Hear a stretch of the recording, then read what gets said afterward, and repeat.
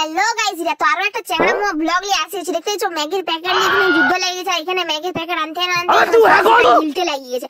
তো যাই হোক, এখানে আমাদের গিলতে দেখতে পাচ্ছো তালের গোড়া নিয়ে সবাই মিলে ভাইপো দেওয়া হয়েছে। আমি পেঁয়াজ কাটতে এখানে কানতে মরে যাচ্ছি, আমাদের কানতে বল দিছি। তো যাই হোক, এখানে দেখছো সব রেডি হয়ে গেছে। তো আজকে আমাদের বিষয় হচ্ছে ম্যাগি ফিস্টি করব। রাতের বেলা হুচে ম্যাগি ফিস্টি করব। তো যাই হোক, আমরা 8:30 9টার সময় সব বাজার থেকে নিয়ে আসি করে আমরা ফিস্টি করতে চলে গেছি ছাদে। কিন্তু ম্যাগির প্যাকেট আমি হাত থেকে ছাড়ি নাই।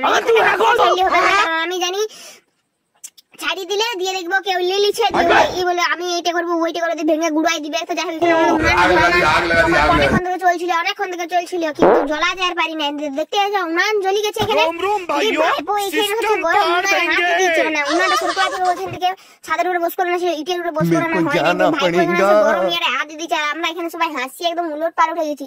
ভাইবো বলছে দমকা লাগছিল আর দিয়ে এখানে কি আর বলি দেখছো। ভাইবো বলছে আমার হাতে ঝরে গেল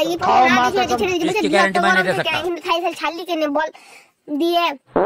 আমরা যাই হোক, ওইখানে উনান ধরাবার পরে একটু হাসছিল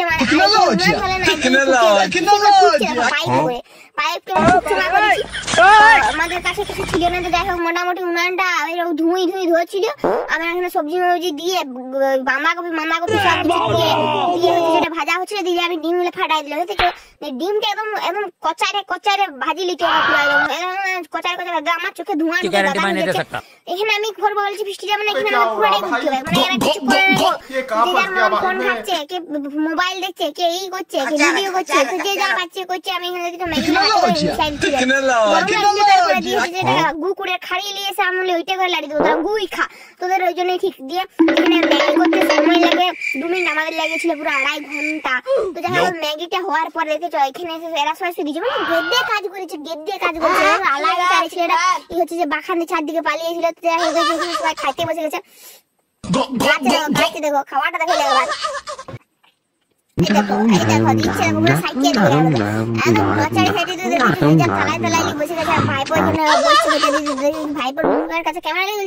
আমার মুখ থেকে ক্যামেরা ঢুকুয়াই দিচ্ছে।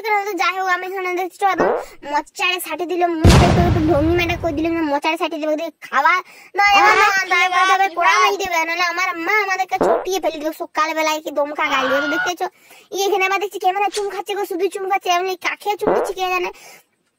তো যাই হোক, এখানে দেখছো এই যে বাসন মাঝে কোড়াটা মেরে বিশাল কষ্ট করে পাচ্ছিল। কারণ আমরা উনানে বসাবার পরে দেখছি যে আমরা মাটি নিয়ে করা হয়। তো যাই হোক, এখানে দেখছো একদম আমার মা আমাদেরকে তো সারিয়ে দিচ্ছে। আমি কোড়া মাঝে লেগেছি, কোড়াটা বহুত কষ্ট করে পরিষ্কার করেছি। দেখছো কোড়াটা পরিষ্কার করার পরে হাসি বাসন ধরে রেখেছি, তার বেলা কিছু হয় না। আর আমি দেখে কোড়াটা ব্রণগুলো তুলতে পারিনি। কোড়াটা অবস্থাটা টাটা।